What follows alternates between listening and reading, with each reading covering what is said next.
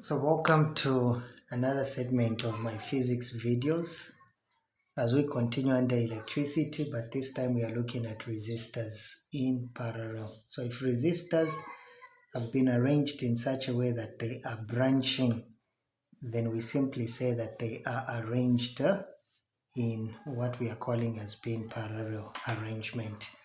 Now, of course, what exactly do you need to know for resistors that are in parallel? Well, if you notice, if the total voltage from the source, if the voltage from the source is VT, that's voltage total from the source, it simply means that if we were to connect an ammeter somewhere there, it simply means that we are going to have what we are calling as being the current total, the total current. That is what we are going to have there.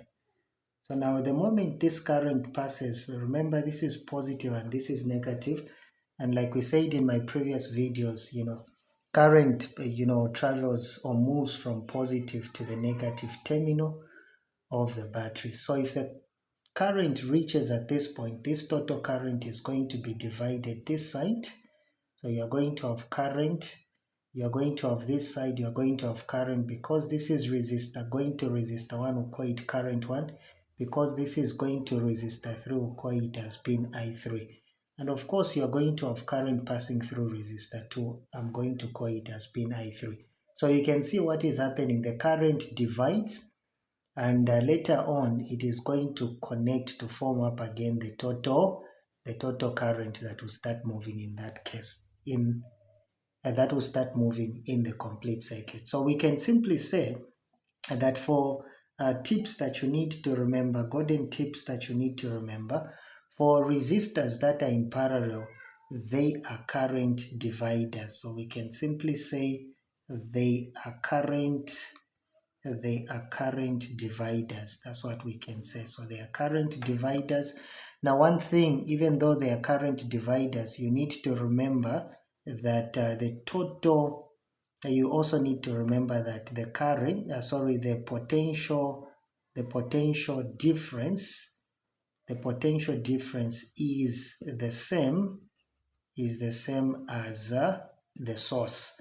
We mean that if the total voltage from the source, for example, we have, as long as the resistors that you have in the circuit are only arranged in parallel, it simply means that the voltage from the source is the same as the voltage that will pass through these resistors in parallel. But it is not always true when you connect another resistor in series. It is something going to be different. So you need to remember that the potential difference is the same as this, the potential difference from the source. Then two, they are current dividers. Now, what do we mean? Remember, in order for us to have what we are calling as being the total current, it simply means that you need to add current 1 plus current, this is supposed to be current 2 plus current 3. That's what we mean, that they are current dividers. But what you know is that according to Ohm's law, you remember that current is equal to voltage divided by what? By resistor. So where there's current, we can actually replace what we are calling as being V divided by R. So if you replace that, it is going to give you V over R, but because that's current total, it will be voltage total, resistor total. That one there is going to be voltage 1 over resistor 1, plus again that one will be voltage 2 over resistor 2, plus there you're going to have in this case voltage 3 over resistor 3. That's what you're going to have. Now remember V1, remember we said the potential difference is the same, meaning that the potential difference passing through the total voltage will be the same as the one passing through resistor 1. It will be the same as the one passing through resistor 2.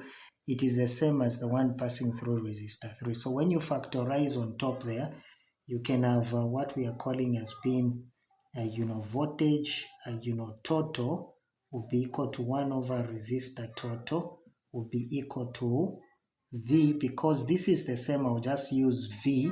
So it will be 1 over resistor 1 plus 1 over resistor 2 plus 1 over resistor 3. Now this voltage and that voltage, remember all these voltages are the same. If we wanted, we would have just cancelled them out. So cancel them out.